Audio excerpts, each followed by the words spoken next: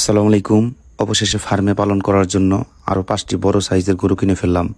এই গরুগুলো কেমন দামে নিলাম এবং কোন জায়গা থেকে কিনে ফেললাম বিস্তারিত তুলে ধরবো এই ভিডিওর মধ্যে।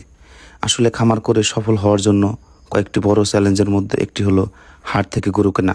একটি বিষয়ে আমি সবসময় খেয়াল রাখি, তা হলো সঠিক গরু নির্বাচন করা এবং ন্যায্য দামে গরু কেনা। যদি সঠিক দামে গরু কিনতে পারি এবং জাতমান, কোয়ালিটি এবং বয়স ঠিক থাকে, তাহলে এই গরুতে কিন্তু লসের সম্ভাবনা খুবই কম। অবশেষে আমরা ঘুরতে ঘুরতে চলে আসলাম সিরাজগঞ্জ জেলার রায়গঞ্জ উপজেলার চান্দাইকোনা গরুর হাটে। এখানে যে সাদা গরুটি দেখতেছেন, এই গরুটির হাইট 60 ইঞ্চির উপরে। চামড়া, কোয়ালিটি, বয়স, জাতমান, কোয়ালিটি সবই ঠিক আছে। এই সাইজের গরু 2 টাকা বেশি হলেও দ্রুত মাংস বৃদ্ধি পায় এই ধরনের গরুতে। আমরা যখন অর্ধেক রাস্তা পার করছি, এরপর থেকে কিন্তু মুষলধারে বৃষ্টি শুরু হচ্ছে। বৃষ্টিতে ভিজেই হাটের ভিতরে প্রবেশ করছি। তো হাটে আসার পরে ঘুরতে ঘুরতে আলহামদুলিল্লাহ এই সাদা গরুটা নিয়ে ফেললাম। অনেক দর কষাকষির পরে এবং প্রচণ্ড পরিমাণ বৃষ্টির কারণে হয়তো এই গরুটি আমরা নিতে পারছি আলহামদুলিল্লাহ। তো এই গরুটি আমরা 1,65,000 টাকা দিয়ে নিয়েছি। তো যদিও এই গরুটি একটু কম দামে নিয়েছি, হয়তো বৃষ্টির কারণে বা আল্লাহ তাআলার রহমত আছে এই জন্য।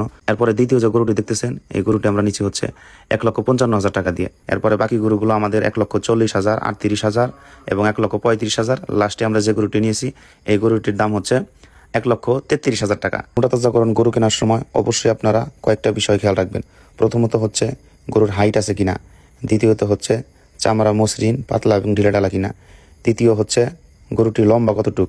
যদি ওই গরুটির একটু লম্বা হয়, তাইলে কিন্তু আপনি একটু বেশি দামে বিক্রি করতে পারবেন এবং এটা শরীরে কিন্তু একটু মাংস ধরার জায়গা বেশি থাকবে। যদি খাটো গরু হয়, ওই গরু কিন্তু মোটা তাজা হওয়ার পরে কিন্তু আর একটু খাটো দেখা যায়। এরপরে গরুর পাঁজরের হাড়গুলা মোটা, মজবুত এবং স্পষ্ট কিনা। যে গরুর হাড় যত মোটা মজবুত, ওই গরুর শরীরে দ্রুত মাংস ধরে এবং ওই গরুর শরীরে মাংস ধরার ক্ষমতা তত বেশি। এরপরে দেখতে হবে পা কেমন। আসলে যদি গরুর পাগুলা মোটা থাকে এবং মজবুত থাকে, তাইলে ওই ধরনের গরুতে কিন্তু দ্রুত পরিমাণ এবং অনেক পরিমাণ মাংস বৃদ্ধি পায়। গরুর হাট থেকে গরু কেনা কিন্তু অনেক একটা চ্যালেঞ্জের বিষয়। আমার বাবা বলতেন যে গরু পালতে হলে তোমাকে গরু হতে হবে। তখন এই কথা শুনলে অনেক মন খারাপ হইতো। মন খারাপ করে ওনার সাথে কথা বলতাম না। আজকে কিন্তু আমি নিজে তার বাস্তব প্রমাণ পাইলাম। আসলে গরুর হাটে এই পরিমাণ কাদায় যদি কোনো ভালো এবং সুস্থ মানুষও যদি এটা দিয়ে হাইটা যায়, তাইলে কিন্তু সেও ভালোভাবে হাঁটতে পারবে না। কারণ বৃষ্টি, গোবর, গরুর প্রস্রাব এবং ময়লা, ধুলাবালি তো সব কিছু মিলে কিন্তু একাকার হয়ে আছে। আসলে গরু পালতে হলে নিজেকে গরু হতে হবে এবং সঠিক জাতমানের গরু কিনতে হবে। তো এই ধরনের গরু 6 মাস, 8 মাস, 10 মাস যদি আমরা লালন পালন করি, ইনশাল্লাহ এটা থেকে হয়তো ভালো একটা কিছু আমরা করতে পারবো। কারণ এখানে দীর্ঘমেয়াদী খামার করার জন্য বা লং প্রসেসে খামার করার জন্য কিন্তু এই গরুগুলো নেওয়া।